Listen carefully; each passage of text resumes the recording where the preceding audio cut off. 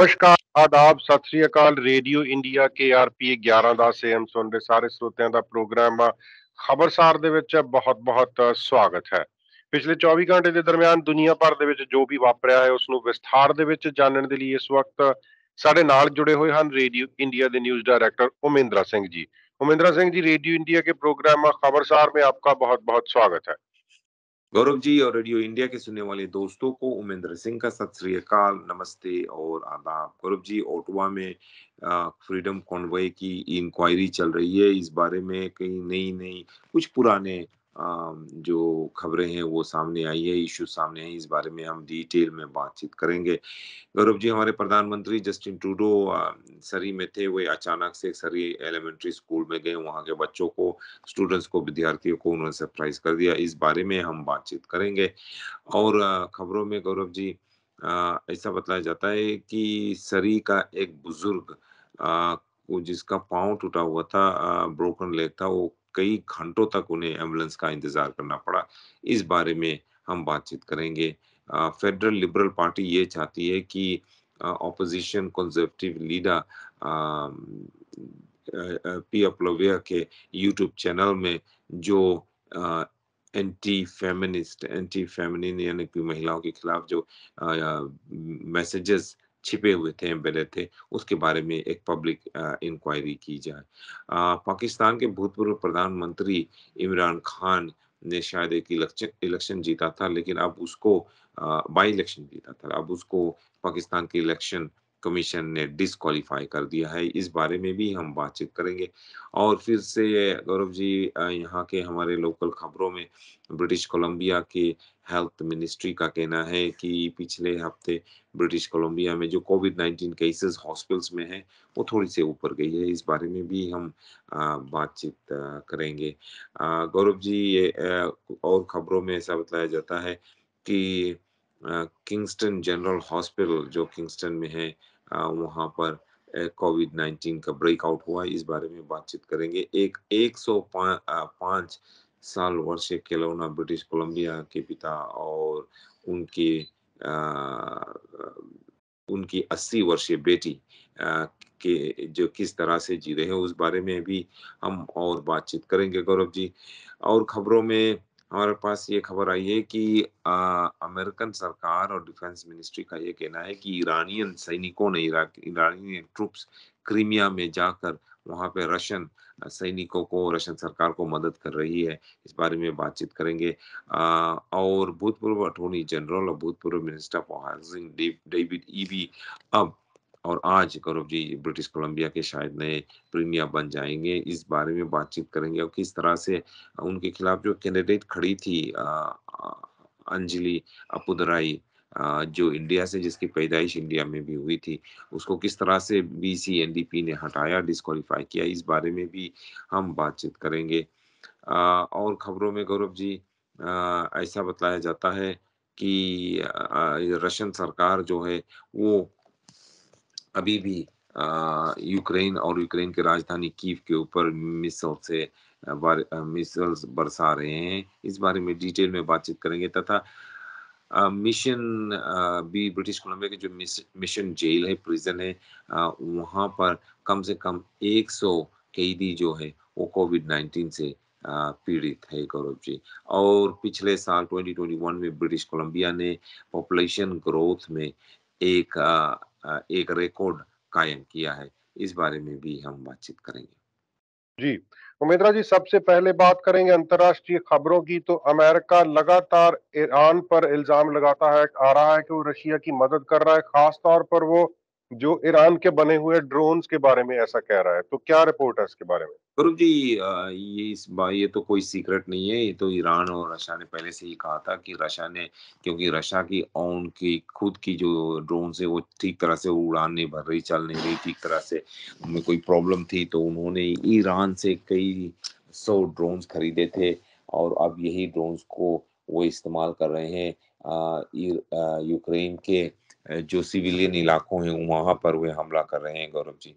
और इससे कई लोग नाराज है। और अब अमेरिकन सरकार का कहना है कि उन्हें ये इंटेलिजेंस मिली है गुप्त सूत्रों से कि जो ईरानियन सैनिक हैं वो क्रीमिया गए हुए हैं। क्रीमिया जो इलाका है, प्रोविंस है, जिसे यूक्रेन का हिस्सा था, और रशिया ने इस क्रीमिया इलाके को, प्रोविंस को 2014 के एक युद्ध में जबरदस्ती हड़प लिया था। वहां पर ये ईरानियन सैनिक हैं और वे रशियन सैनिकों को मदद कर रहे हैं। उनके जो यूक्रेन है, माफ करना, उनके जो ड्रोन्स हैं उनको उड़ाने में, और यूक्रेन शहरों में, ज्यादातर सिविलियन इलाकों में हमला करने में। गौरव जी, इसका ये मतलब ये होता कि ईरान के खिलाफ और सैंक्शन शायद बढ़ाए जाएंगे। आगे से ही अमेरिका ने कई सैंक्शंस लगाए हुए हैं ईरान के खिलाफ, वेस्टर्न वर्ल्ड भी। और साथ साथ में गौरव जी, ऐसा भी विश्वास किया जाता शायद ईरान के खिलाफ क्या यूक्रेन कुछ एक्शन ले, शायद यूनाइटेड नेशंस में ईरान के खिलाफ वो एक्शंस ले, वहां पे कोई मोशन रेजोल्यूशन ले आए। और साथ साथ में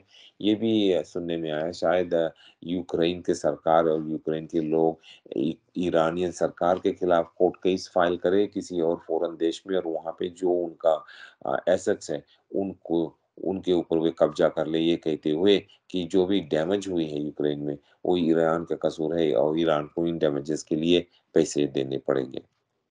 जी। उमेंद्रा जी, बात करते हैं इंग्लैंड की। हमको पता है कि लिज ट्रस ने इस्तीफा दे दिया है, तो आगे कौन होगा? इसी बीच बोरिस जॉनसन फिर से अपना हाथ आजमाना चाहते हैं। हाँ जी, गौरव जी, एक बार हाथ से गद्दी निकल गई तो फिर बोरिस जॉनसन अब वापस आना चाहते हैं। शायद उन्हें अब मालूम हुआ कि जब प्रधानमंत्री रहते हैं तो उनकी कितना ताकत होता है। अभी उनको कोई पूछ भी नहीं रहा है। पिछले 6 हफ्ते जब से लिज ट्रस प्रधानमंत्री थी, तब से किसी ने भी बोरिस जॉनसन का नाम तक ही नहीं लिया। तो शायद वे अकेलापन फ़ील कर रहे हैं, गौरव जी, वापस आना चाहते हैं। लेकिन लिज ट्रस जो है वो यूनाइटेड किंगडम के, ब्रिटेन के सबसे शॉर्टेस्ट सेविंग प्रधानमंत्री, केवल 45 डेज तक वे प्रधानमंत्री थे। गौरव जी, 6 हफ्ते से भी कम, कुछ दिन कम वे प्रधानमंत्री थे।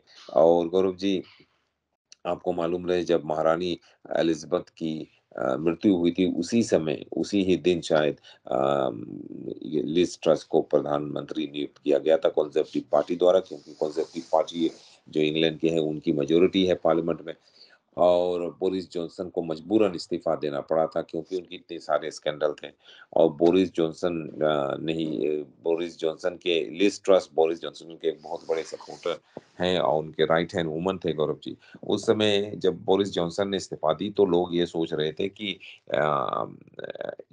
ऋषि सोनक, जिसकी परिवारजन इंडिया से, शायद ऋषि सोनक जो पहले minister of finance, chancellor of exchequer थे, वे प्रधानमंत्री बनेंगे बोरिस जॉनसन की जगह। लेकिन बोरिस जॉनसन ने अपने साथियों से ये कहा कि किसी और को प्रधानमंत्री बना दो, लेकिन ऋषि सोनक का ना बनाओ। 6 हफ्ते तक लीडरशिप कैंपेन चलते रही। उसके बाद गौरव जी, लिज ट्रस की विजय हुई और ऋषि सोनक दूसरे जगह पर आए।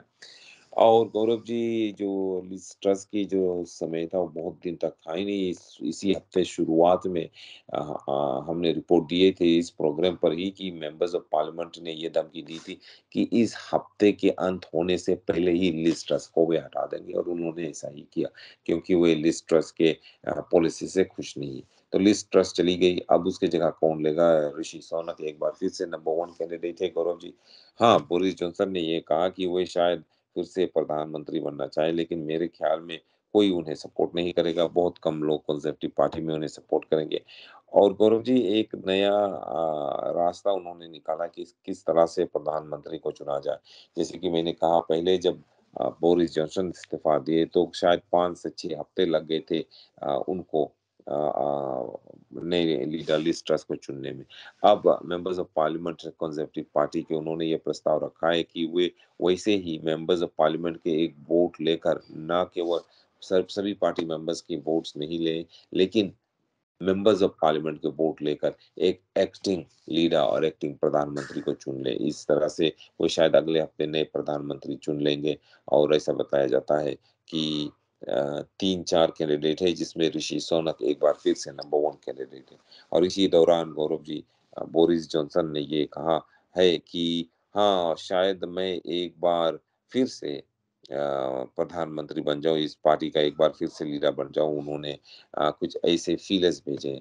भूतपूर्व ट्रेजरी चीफ ऋषि सोनक और हाउस ऑफ कॉमन्स की पार्टी के जो लीडर है, एक पेनी मोरडाउन, वे दोनों लीडिंग कैंडिडेट्स हैं। लेकिन ऐसा बताया जाता है ऋषि सोनक सभी आगे है। लेकिन गौरव जी, बोरिस जॉनसन का तो मेरे कोई चांस भी नहीं है। जी। उमेंद्रा जी, एक और इम्पोर्टेंट बात ये है कि जब कोई सत्ता से बाहर हो जाता है तो वैसे तो सिस्टम उसे भूल जाता है, उसके साथ-साथ पॉलिटिकल अपोनेंट हैं वो भी बदला लेना शुरू कर देते हैं। हम्म। ऐसे हालात हैं कुछ पाकिस्तान के प्रधानमंत्री इमरान खान के। गौरव जी, इंडिया और पाकिस्तान का यही, इनकी जो डेमोक्रेसी जो कुछ भी है, इंडिया में तो डेमोक्रेसी है, पाकिस्तान में उतनी डेमोक्रेसी भी नहीं। लेकिन इनका यही एक सबसे बड़ा प्रॉब्लम है कि जो भी पार्टी सरकार में आती है, सत्ता में आती है, उनकी सरकार बनती, तो वो अपने जो पॉलिटिकल राइवल्स हैं, उनसे वो बदला लेने शुरू कर देते हैं। सबसे पहले जितनी भी पुलिस है, इन्वेस्टिगेशन यूनिट्स है, उनको वो अपने जो राइवल्स हैं, पॉलिटिकल राइवल्स हैं, उनके ऊपर लगा देते कि इनके खिलाफ जितने भी एक्शन, जितने भी केसेस है, वो सभी आप सामने ले आओ और उनको चार्ज करो। इसी तरह इमरान खान का भी यही हाल हुआ है कि इमरान खान के खिलाफ भी कई केसेस लगाए गए हैं। और गौरव जी, अब भूतपूर्व प्रधानमंत्री इमरान खान को इलेक्शन कमीशन ने डिस्क्वालीफाई कर दिया है। और गौरव जी, पाकिस्तान के इलेक्शन कमीशन ने आज ही भूतपूर्व प्रधानमंत्री इमरान खान को डिस्क्वालीफाई कर दिया कि वो कोई भी पब्लिक ऑफिस 5 साल तक नहीं रख सकते वो, यानी कि इलेक्ट हो सकते हैं। और उन्होंने ये कहा है कि उन्होंने गैर कानूनी से स्टेट गिफ्ट्स जो है वो बेचा था और पैसे कमाए थे। और उन्होंने ये कहा था कि कई उनकी जो एसेट्स है उन्होंने कंसील किया था। उनके यानी इमरान खान के स्पोक्समैन ने कहा।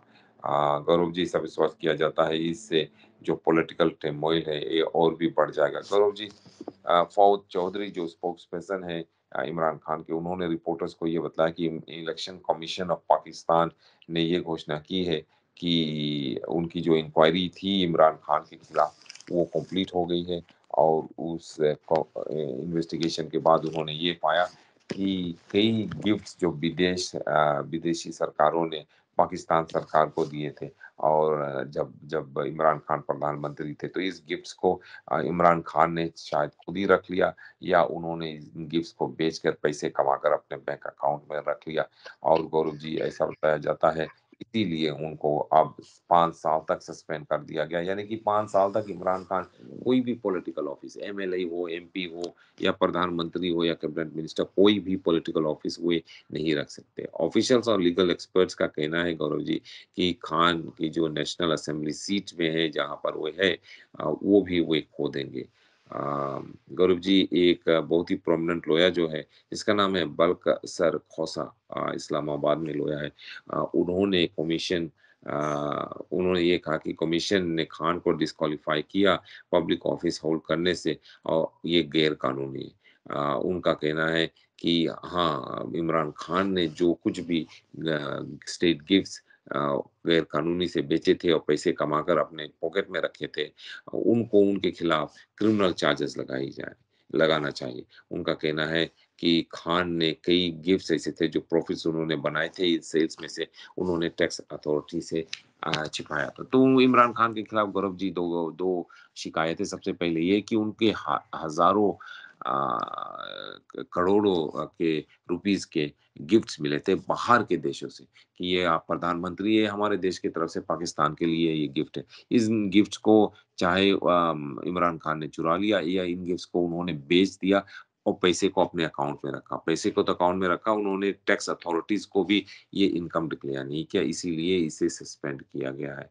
और गौरव जी, ऐसा बताया जाता है कि खान के कई सपोर्टर्स जो बहुत ही गुस्से में है कि खान को डिस्क्वालीफाई कर दिया गया है, और उनके तहरीक ए इंसाफ पार्टी के जो मेंबर्स हैं वो प्रोटेस्ट कर रहे हैं। प्रोटेस्ट कर रहे हैं इस्लामाबाद में, पाकिस्तान के और शहरों में वो प्रोटेस्ट कर रहे हैं। गौरव जी, देखना तो ये है कि आगे चल के होता क्या, लेकिन अभी आने वाले महीनों में, सालों में शायद इमरान खान कोई भी पॉलिटिकल ऑफिस पे नहीं रहेंगे, अपॉइंट नहीं होंगे या इलेक्ट नहीं हो सकेंगे। और गौरव जी, इसमें जो आखिरी जो से है वो पाकिस्तान आर्मी का है। अगर पाकिस्तान आर्मी ये चाहे तो शायद इमरान खान के खिलाफ जो ये सस्पेंशन है वो ये हटा सकते हैं, ये डिस्क्वालिफिकेशन हटा सकते हैं। लेकिन क्या वो करेंगे या नहीं, ये देखना ये है। और गौरव जी जो पाकिस्तान के फॉरेन अफेयर्स मिनिस्टर हैं बिलवाल भुट्टो जरदारी बेनज़ीर भुट्टो के बेटे हैं गौरव जी, उन्होंने ट्विटर पे ये लिखा है कि he who spreads lies about alleged corruption of his political opponents has been caught red handed, यानी कि उनका कहना है, ट्विटर पे उन्होंने लिखा कि इमरान खान चोरी करते हुए रंगे हाथ पकड़े गए हैं। जी। उमेंद्रा जी, फिर से कोविड के बारे में बहुत सी खबरें हैं। सबसे पहले बात करेंगे चाइना की। वहाँ के लोग बड़े परेशान थे ज़ीरो कोविड पॉलिसी की वजह से। तो अभी मेरे ख़्याल में कम्युनिस्ट पार्टी की मीटिंग्स चल रही हैं, अपना लीडर भी उन्होंने चुनना है। तो ऐसे में आपको लगता है कि लोगों को कुछ राहत मिलेगी? जी नहीं, क्योंकि कम्युनिस्ट पार्टी को लोगों की ज़रूरत ही नहीं है, सिवाय उनके काम करने के लिए, उनके टैक्स पैसे के लिए कम्युनिस्ट पार्टी की उनकी ज़रूरत नहीं, उनकी वोट की ज़रूरत नहीं, क्योंकि कम्युनिस्ट पार्टी की जो मीटिंग्स चलती है और कम्युनिस्ट पार्टी को जो इलेक्शन होती है, उसमें केवल कम्युनिस्ट पार्टी की ही मेंबर्स वोट करते हैं गौरव जी। तो गौरव जी, चाइनीज़ लोग जो हैं, वो ये आशा कर रहे हैं हाथ जोड़ के कि जो ज़ीरो कोविड पॉलिसी वो कम्युनिस्ट पार्टी की इस मीटिंग में वो हटा दिया जाएगा, जिससे कि चाइना के लोगों को कुछ राहत मिले। लेकिन अभी तक ऐसा कम्युनिस्ट पार्टी की जो ये मीटिंग शायद गौरव जी 5 साल में 1 बार होता है इस मीटिंग में। अभी भी चल रही है मीटिंग बीजिंग में। लेकिन कोविड-19 पॉलिसी के बारे में अभी कम्युनिस्ट पार्टी नहीं ने कुछ नहीं कहा। लेकिन ऐसा लगता है गौरव जी कि ये लोगों का आशा है, विश्वास है या सपना है, ये सपना जो है उनका, ये शायद पूरा नहीं होगा, क्योंकि कम्युनिस्ट पार्टी ने कुछ इस बारे में कुछ नहीं कहा है। और गौरव जी जो कम्युनिस्ट पार्टी ऑफ चाइना है और उनके जो लीडर है शी जिनपिंग, वो ये चाहते हैं कि कोविड-19 की जो समस्या है वो चाइना से बिल्कुल हटा दें। तो वो ऐसा करते हैं गौरव जी कि जो ज़ीरो कोविड पॉलिसी रखते हैं, जिस भी इलाका में कहीं पर भी कोविड-19 की कोई भी रिपोर्ट आती है, पॉज़िटिव टेस्ट आती है, उस इलाका को वो बिल्कुल ही बंद कर देते हैं, लोगों को कहते हैं उनके घर पे रहो। यहाँ तक कि गौरव जी जो लोग फैक्ट्री में काम करते हैं, फैक्ट्री में फँस जाते हैं, उनको ये बतलाया जाता है कि आप फैक्ट्री में ही रहो, फैक्ट्री के फ्लोर पर ही सो और फिर सुबह वो उठकर फिर काम शुरू कर दो, फैक्ट्री से घर मत जाओ। और वे लोग जो घर पे रहते हैं, घर पे भी बंद रहते हैं। और गौरव जी एक ऐसा भी समय आया था कि जो चाइनीज़ सरकार है, कम्युनिस्ट सरकार है, उन्होंने क्या किया था कि जो लोग घर में बंद थे, उनके घर में बाहर से उन्होंने जाकर ब्लॉक कर दिया था। उसके ऊपर ब्लॉक करके उन्होंने पैनल्स लगा दिए थे, जिससे लोग अगर घर के अंदर से बाहर आना चाहें, दरवाज़ा खोल नहीं सकते थे, क्योंकि दरवाज़ा बाहर से अथॉरिटीज़ ने ब्लॉक कर दिया था और विंडोज़ भी ब्लॉक कर दिया था। लोग अपने घर में ही जेल की तरह जेल में जैसे बंद रहते वैसे बंद थे। तो गौरव जी आपका जो सवाल था, नहीं, चाइना के लोगों को कुछ राहत मिलने वाला नहीं है। कम्युनिस्ट पार्टी ऑफ चाइना ने कोई भी ऐसी अनाउंसमेंट नहीं की है कि कोविड-19 की जो रिस्ट्रिक्शंस है, ज़ीरो कोविड पॉलिसी है, उसको हटाया जाए या उसमें कुछ रद्द-बदल लाया जाए। जी। उमेंद्रा जी, ब्रिटिश कोलंबिया की भी रिपोर्ट आ गई होगी कोविड केसेज़ के बारे में, क्या अपडेट्स हैं? हाँ जी, कोविड-19 के जो केसेज़ है ब्रिटिश कोलंबिया में कई हफ्तों बाद ये केसेज़ थोड़े ऊपर गए हैं। ऐसा बताया जाता है कि 2 महीने में पहली बार केसेज़ इतने ऊपर गए हैं गौरव जी। और जो टेस्ट पॉज़िटिविटी रेट्स है वो फ़रवरी में जैसे थे, पिछले फ़रवरी में टेस्ट पॉज़िटिविटी रेट्स वो उस लेवल पर है गौरव जी। ब्रिटिश कोलंबिया ने ये रिपोर्ट दी है कि हॉस्पिटल्स में जो पेशेंट्स हैं वो उनके नंबर्स थोड़े-से ऊपर गए हैं। अक्टूबर 20 तारीख के, यानी कि कल तक गौरव जी 389 पेशेंट्स कोविड-19 के हॉस्पिटल में ब्रिटिश कोलंबिया के सभी हॉस्पिटल में पीड़ित थे। गौरव जी अगस्त 11 से लेकर इतना ज़्यादा लोग कभी हॉस्पिटल्स में थे नहीं कोविड-19 से पीड़ित। अगस्त पिछले बार जब इतने ज़्यादा लोग थे तो अगस्त 11 था। और Gaurav ji 21 Covid positive patients Gaurav ji critical care में हैं, यानी कि आईसीयू में हैं, BC centre for disease control का कहना। तो जो नंबर्स है गौरव जी 21 लोग इंटेंसिव केयर या आईसीयू में हैं, कोविड-19 से पीड़ित है और सब मिलाकर सारे ब्रिटिश कोलंबिया के हॉस्पिटल्स में 389 लोग हॉस्पिटल्स में हैं। गौरव जी, अब केवल जो ब्रिटिश कोलंबिया की सरकार इसी तरह से ये केसेस काउंट करते हैं कि कितने लोग हॉस्पिटल में कोविड-19 से पीड़ित हैं। लेकिन गौरव जी, कई ऐसे लोग हैं जो घर पे भी है कोविड-19 से पीड़ित हैं, और रिकवर कर रहे हैं। घर पे रिकवर कर रहे हैं, उनको काउंट नहीं किया जाता है, उनको काउंट कर ही नहीं सकते। और गौरव जी, और कई कोविड-19 मैट्रिक्स के अनुसार जो कोविड-19 केसेस है, वो थोड़ा-सा अब ऊपर जा रहा है और भी रिपोर्ट्स के अनुसार। गौरव जी, ऐसा बताया जाता है अक्टूबर 15 को जब जो वो हफ्ता खत्म हुआ था, उस दौरान 628 नए केसेस रिपोर्ट किए गए थे। लेकिन ये सभी केसेस हॉस्पिटल में नहीं, हॉस्पिटल में केवल 389 केसेस है, तो पिछले हफ्ते के कंपैरिजन में ये थोड़ा-सा ऊपर गया है गौरव जी। जी, उमिंद्रा जी, कोविड की और आउटब्रेक की 2 खबरें और हैं। एक आउटब्रेक बीसी की एक जेल में रिपोर्ट किया गया, मेरे ख्याल में मिशन है, और हाँ जी। दूसरा एक हॉस्पिटल में फिर से आउटब्रेक हुआ है। हाँ जी, उस हॉस्पिटल के बारे में फिर से बात करेंगे गौरव जी। पहले बात करेंगे किंगस्टन जनरल हॉस्पिटल में। गौरव जी, यहाँ पर दूसरा आउटब्रेक हुआ है कोविड-19 केसेस की, और के किंगस्टन जनरल हॉस्पिटल के कॉर्नेल यूनिट में, कॉर्नेल 3 माफ़ करना, कॉर्नेल 3 यूनिट में आउटब्रेक रिपोर्ट की गई है। गौरव जी, 2 पेशेंट्स और 1 स्टाफ मेंबर यहाँ पर इस यूनिट में पॉजिटिव टेस्ट हुए हैं। किंगस्टन हेल्थ साइंस सेंटर ने कल रिपोर्ट दी।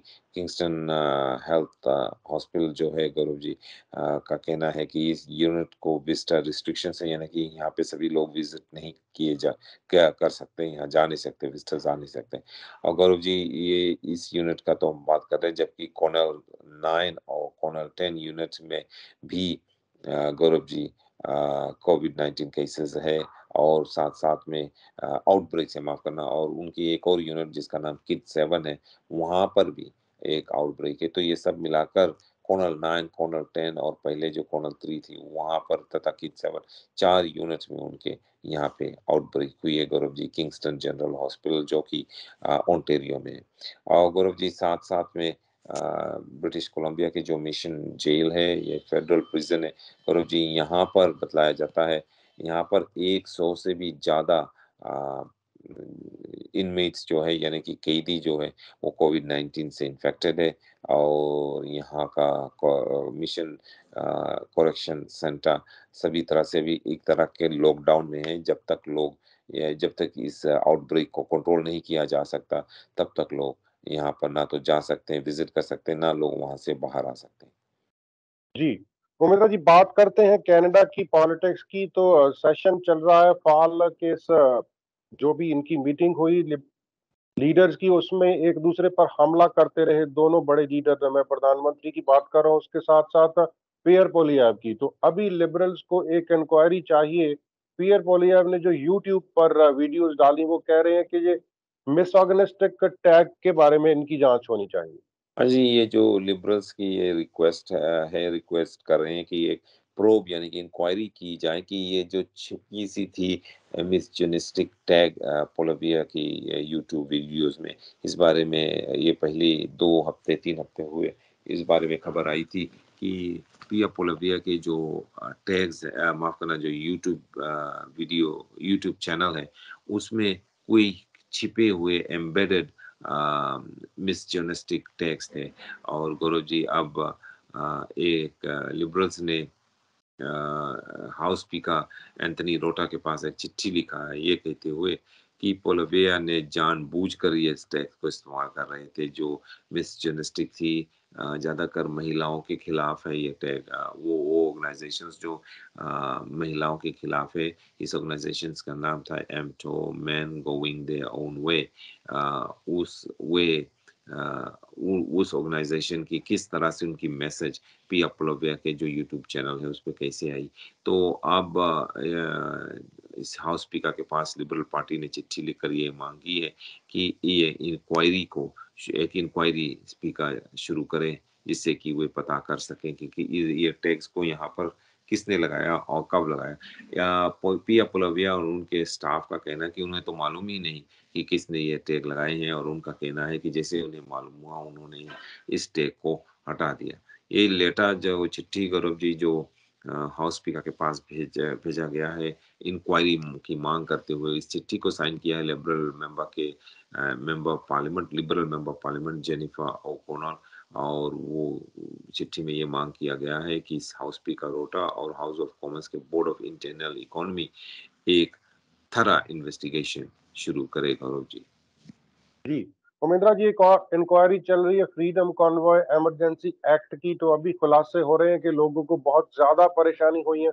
कुछ फैमिलीज का कहना है कि उनके परिवारजनों की कीमोथेरेपीज तक नहीं हो पाई फ्रीडम कॉन्वॉय की वजह से। और इसके साथ साथ इस इंक्वायरी में ओंटारियो पुलिस को भी टेस्टिफाई किया जा रहा है। हाँ जी, गौरव जी, ये इंक्वायरी जो चल रही है, कंज़र्वेटिव पार्टी ने ज़बरदस्ती ये इंक्वायरी शुरू की है, इसलिए क्योंकि उनका ये कहना है कि प्रधानमंत्री जस्टिन ट्रूडो और उनकी लिबरल सरकार को ये ज़रूरत नहीं थी कि वे जो इमरजेंसीज़ एक्ट है, उसको लागू करें। तो ये इंक्वायरी अभी कल चल रही है, गौरव जी, और इस इंक्वायरी के दौरान कई लोग जो ओंटारियो में रह रहे हैं, उनका कहना है कि जब ये जब ये फ्रीडम कॉन्वे ओटावा पहुंचा तो उन्हें कुछ हफ्तों तक बहुत ही मुश्किलों का सामना करना पड़ा। कई लोगों ने ये कहा है, ये इंक्वायरी को ये बतलाया कि वे अपने घर छोड़ के शॉपिंग के लिए बाहर नहीं जा सकते थे। कई लोगों का ये कहना है कि वे रात के सो नहीं पा रहे थे कि ये बड़े-बड़े जो ट्रक्स हैं वो उनके रास्ते पर घूम रहे थे, आस-पास धीरे-धीरे चल रहे थे और ज़ोर-ज़ोर से हॉर्न या सीटी बजा रहे थे, ज़ोर-ज़ोर से हॉर्न बजा रहे थे। और गौरव जी, कई और लोगों का कहना है कि वे अपने आप खुद तो हॉस्पिटल जा नहीं पा रहे थे, अपने बच्चों को हॉस्पिटल नहीं ले जा पा रहे थे इमरजेंसीज़ में भी।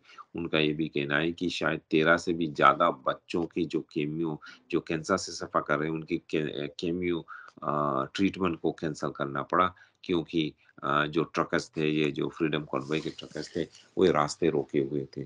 तो साथ-साथ में गौरव जी, यहाँ पर पुलिस की भी बात हो रही है, और ओटावा पुलिस ने किस तरह से एक ये इस सिचुएशन को संभाल नहीं पाए। और गौरव जी, एक सीनियर ऑफिसर ने ये बतलाया कि जब ओंटारियो के प्रोविंशियल पुलिस और साथ-साथ में आरसीएमपी ने आकर ओटावा के पुलिस को मदद करने की कोशिश की, तो ओटावा के उस समय के पुलिस चीफ पीटर स्लोली ने उनके मदद लेने से इनकार कर दिया, और उन्होंने ये भी कहा, जो कुछ मैं कहता हूँ, वही किया जाए।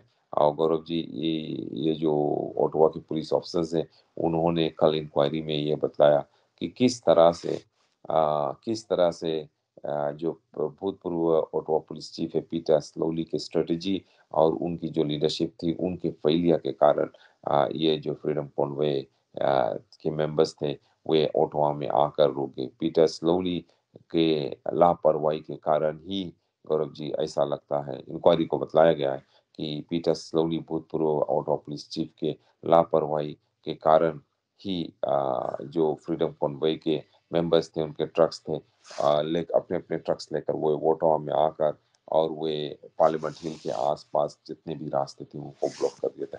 इंक्वायरी चल रही है, गौरव जी, ऐसा विश्वास किया जाता है कि कुछ हफ्तों तक ये इंक्वायरी चलती रहेगी। जी, उमेंद्रा जी, अंजलि अबोदराय को बाहर का रास्ता दिखा दिया गया है। डेविड भी आ जाएंगे, हमको पता था कि वो आ ही जाएंगे, लेकिन ये सारा कुछ मुझे कुछ डेमोक्रेटिक नहीं लग रहा। बिल्कुल ठीक है कि अंजलि पर कुछ इल्जाम लगे, काफी गंभीर हैं, लेकिन ये सब ठीक नहीं हुआ। गौरव जी, जब आपका कोई इस तरह का संस्था होता है, ऑर्गेनाइजेशन होता है, चाहे वो टेम्पल का हो, चाहे वो आपकी नेबरहुड का हो, ग्रुप का हो, या कोई पॉलिटिकल पार्टी हो, तो उनकी मेंबर्स ही वोट कर सकते हैं या पार्टी में शामिल हो सकते हैं। लेकिन जो बीसी में जो पॉलिटिकल पार्टीज़ हैं, वो ज़्यादातर किसी को भी मौका दे देते हैं। वो जल्दी से मेंबरशिप फीस पे कर देते हैं $10 का, चाहे वो बीसी लिबरल पार्टी हो या एनडीपी हो या कंज़र्वेटिव हो। उसमें आकर शामिल होकर उनके चाहे वो कैंडिडेट बन जाते हैं और लीडर बन जाते हैं। गौरव जी, अगर आप देखो एनडीपी में अभी भी तो कई ऐसे लोग हैं जिन्होंने तो पहले कभी एनडीपी का साथ ही नहीं दिया और एनडीपी के एमएलए बन गए। और गौरव जी, ऐसा बतलाया जाता है कि इसी तरह इसीलिए जो एनडीपी पार्टी है, उनके सामने ये बहुत ही बड़ा इश्यू था कि क्या अंजलि अपुदराई, जिसको एनडीपी से कुछ लेना-देना था ही नहीं। वो एक बार फेडरल एनडीपी, प्रोविंशियल नहीं, जो फेडरल एनडीपी है, और जो बीसीएनडीपी वो 2 अलग-अलग अंग हैं एनडीपी के। वो हाँ, मेंबर्स अगर आप फेडरल एनडीपी के बन जाते हैं तो ऑटोमेटिकली बीसीएनडीपी के भी बन जाते हैं अगर आप बीसी में रहते हैं। लेकिन ये 2 अलग ऑर्गनाइजेशंस हैं। तो अंजलि अपदराई पिछले ये जनरल इलेक्शन में जो फेडरल जनरल इलेक्शन में वे ग्रैनविल इलाके में वहाँ पर वो एनडीपी की कैंडिडेट थी और इलेक्शन से वो शायद 100-200 वोट थे, वो हारी, शायद वो मेंबर ऑफ पार्लियामेंट बन जाती। लेकिन उससे पहले उनकी एनडीपी की उतनी उनकी थी नहीं, कुछ रिलेशनशिप नहीं थी, वो एनडीपी के मेंबर नहीं थी गौरव जी, या एनडीपी के साथ उन्होंने कोई वॉलंटियर नहीं किया, कोई काम नहीं किया। और बीसी एनडीपी के साथ तो बिल्कुल ही उनके कोई रिश्ता थी ही नहीं। और यहाँ तक कि उन्होंने बीसी एनडीपी और बीसी एनडीपी सरकार के खिलाफ कई बार स्टेटमेंट्स दिए और उनके खिलाफ उन्होंने ये कहा कि इन पॉलिसीज को हटा देना चाहिए। तो गौरव जी, अंजलि अपुदुराई है कौन? अंजलि अपुदुराई एक एनवायरमेंटलिस्ट है, वो एनवायरमेंटल एक्टिविस्ट है गौरव जी। और ऐसा विश्वास किया जाता है कि शायद वो ग्रीन पार्टी जो है फेडरल या प्रोविंशियल ग्रीन पार्टी उनके साथ उनके और ज़्यादा रिश्ता है। लेकिन जब एनडीपी की ये लिबरल एनडीपी की अ, ये लीडरशिप रही शुरू हुई और जॉन हॉगन जो प्रीमियर है अभी आउटगोइंग प्रीमियर, उन्होंने ये कहा कि हम यहाँ से हट रहे हैं, रिज़ाइन हो रहे हैं तो हमें हेल्थ रीज़न्स के कारण कोई और मेरा जगह लेगा। तो शायद अंजलि अपुदुराई और उनके साथियों ने ये देखा, ये रास्ता देखा कि चलो ये मौका है कि हम एनडीपी पार्टी को में लीडर बन के शायद बीसी एनडीपी पार्टी को टेक ओवर कर सकते हैं। और गौरव जी, जिस पार्टी में आप विश्वास ही नहीं करते हैं, जिस पार्टी का आपने कभी मेंबरशिप प्रोविंशियल लेवल पे लिया नहीं और यहाँ पर आपने इस पार्टी को सपोर्ट भी नहीं किया, उनकी पॉलिसीज़ को सपोर्ट नहीं किया, तो किस तरह आप इस पार्टी के लीडर बनना चाहते हैं? और गौरव जी, ये तो इश्यूज़ थे ही, फिर भी गौरव जी जो बीसीएनडीपी है, उनकी उन्होंने एक इन्वेस्टिगेशन की और उन्हें ये पता चला कि कई की अब अंजलि अपुदुराई के कई सपोर्टर्स जो शायद पहले ग्रीन पार्टी में थे, कुछ हफ्तों तक, कुछ महीनों के लिए ग्रीन पार्टी को छोड़कर एनडीपी में आकर शामिल हो गए, जिससे कि वे अंजलि अपुदुराई को वोट कर सकें, फिर उसके बाद वे वापस जाकर ग्रीन पार्टी में शामिल हो जाएँगे। और गौरव जी, साथ-साथ में सभी बताया जाता है कि अंजलि अपुदुराई और उनके जो सीनियर्स कैम्पेनर्स थे, उन्होंने शायद कुछ लोगों से ये कहा कि आप ग्रीन पार्टी छोड़कर आकर एनडीपी में कुछ दिनों तक शामिल हो जाओ, अंजलि अपुदुराई को वोट देने के बाद फिर वापस ग्रीन पार्टी में चले जाना। फिर उन्होंने ये भी कहा है गौरव जी, एक इंक्वायरी इस बारे में भी चल रही थी कि क्या उन्होंने गैर कानूनी से लोगों से ये कहा कि आप पैसे की चिंता मत करो, आप आकर एनडीपी के मेंबर बन जाओ और हम आपके जो $10 का मेंबरशिप फीस है वो पे कर देंगे। ये गैर कानूनी है गौरव जी।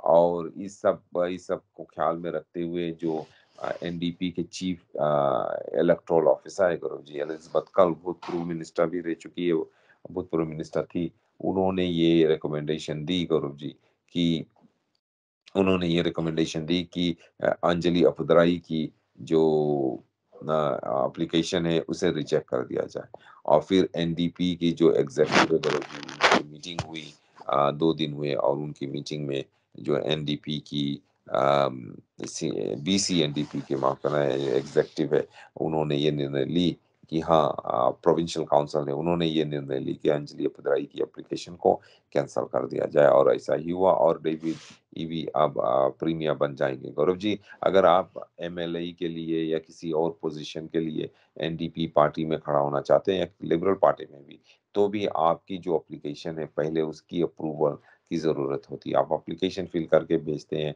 और पार्टी की जो कैंपेन स्टाफ है वो उनको देखते हैं या कमिटी है वो देखती है और ये कहते हैं कि हाँ, आपकी एप्लीकेशन को अप्रूव किया जाए या नहीं। और अगर आपने पहले एनडीपी के या लिबरल्स के खिलाफ स्टेटमेंट दी है, तो वे आपको शायद अपने पार्टी के कैंडिडेट नहीं बनने देंगे और यही हाल अंजलि अपुदुराई का हुआ है और मेरे ख्याल में मैं विश्वास नहीं कर सकता कि अंजलि अपुदुराई एनडीपी के लीडर क्यों बनना चाहती थी।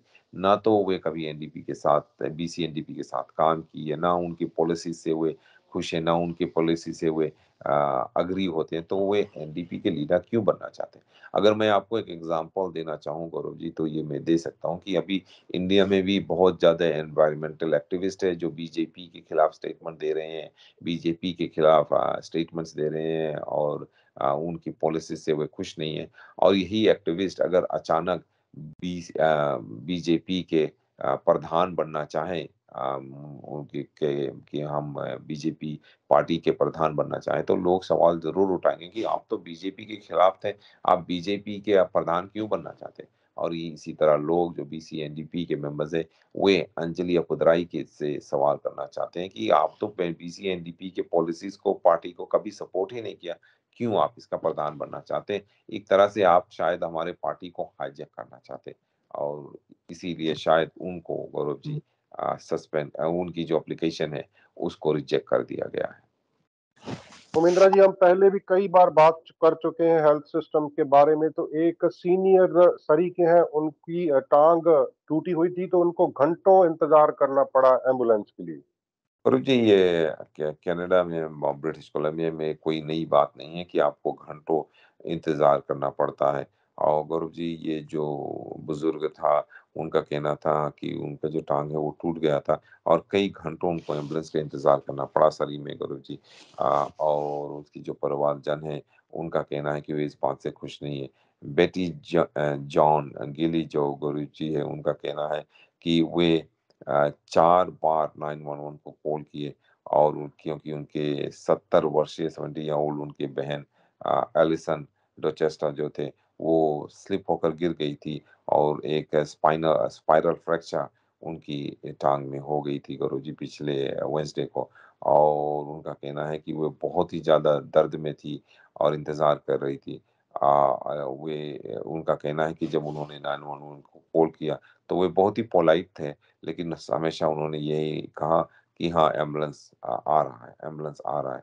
और उनके फ्रेंड्स और फैमिली ने भी कॉल किया उनको मदद करने की जो कोशिश की। एक आरसीएमपी पुलिस ऑफिसर की क्रूज़र को कंट्रोल किया जो अ, को कोन रोका वहाँ पर रास्ते पे जा रहा था और वो भी वहाँ पे उनके साथ इंतज़ार किया करो जी।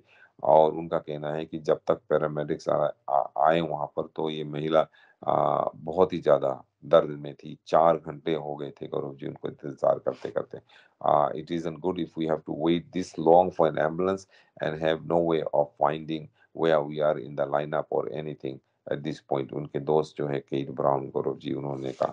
PC emergencies health services Gaurav ji जो एम्बुलेंसेस को ऑपरेट करता है हमारे प्रोविंस में, उनका कहना है कि पैरामेडिक्स बहुत ही बिज़ी थे उस समय क्योंकि कई अदर प्रायोरिटी कॉल्स थे। गौरव जी जब एम्बुलेंस आप अगर एम्बुलेंस को कॉल करते हो, आपके घर की तरफ एम्बुलेंस चलती है, तो रास्ते में कोई कुछ अगर इमरजेंसी कहीं और हो गया, तो उसको रीडायरेक्ट कर देते हैं। तो हाँ जी, 911 कॉल करो तो वो कहते हैं हाँ, एम्बुलेंस को मैंने भेज दिया, वो एम्बुलेंस भेज देते हैं, लेकिन रास्ते में एम्बुलेंस को कहीं और भेज दिया जाता है। फिर कहीं और इमरजेंसी हो जाता है, तो जो 911 है, वहाँ पर वो डिसीज़न लेते हैं कि कौन-सा और ज़्यादा इमरजेंसी है, उनको और ज़्यादा वहाँ पर भेज देता है। अगर किसी की और ज़्यादा लाइफ थ्रेटनिंग इश्यूज़ होते तो उनको वहाँ पर भेज दिया जाता है गौरव जी। और एक और इश्यू यहाँ पर बहुत ये बड़ा है और ये है गौरव जी कि ये प्रॉब्लम हुआ कैसे? गौरव जी ये पिछले 4-5 सालों से ये प्रॉब्लम बढ़ रहा है वो इसलिए क्योंकि 911 को कई लोगों का कॉल आ रहा है जो ओवरडोज़ हो जाते हैं।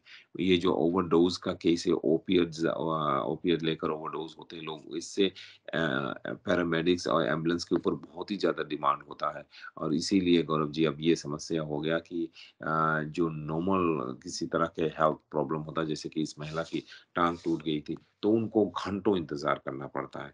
इस बारे में हमारे जो हेल्थ मिनिस्टर हैं एड्रियन डिक्स और उनके सरकार को कुछ ज़रूर करना पड़ेगा।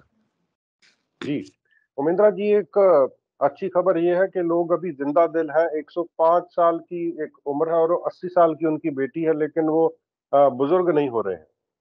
नहीं गौरव जी, वो ये तो this is age is just a number. तो आप जी। ये मत सोचो कि ये 105 वर्ष का पेरेंट है और 80 वर्ष के बेटी है।